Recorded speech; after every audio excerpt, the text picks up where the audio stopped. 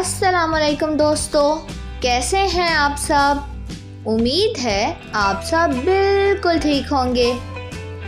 आइए मुझसे मिलिए, मेरा नाम है ये और मेरी आवाज़ है य। कहिए य।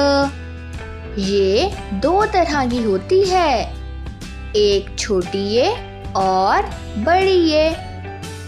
बड़ी ये लफ्ज़ों के आखिर में इस्तेमाल की जाती है।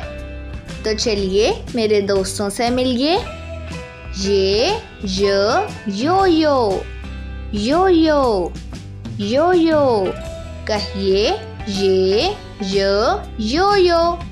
यो यो की आवाज़ य से शुरू होती है। कहिए य। मुझे योयो से खेलना बहुत पसंद है। ये यक्का यक्का यक्का। कहिए ये यक्का। यक्के की आवाज़ य से शुरू होती है। कहिए य। जैसा कि मैंने अभी आपको बताया कि बड़ी ये से कोई भी लफ्ज़ शुरू नहीं होता, ये लफ्ज़ों के आखिर में इस्तेमाल किया जाता है। जैसा कि चाय चाय चाय। कहिए चाय।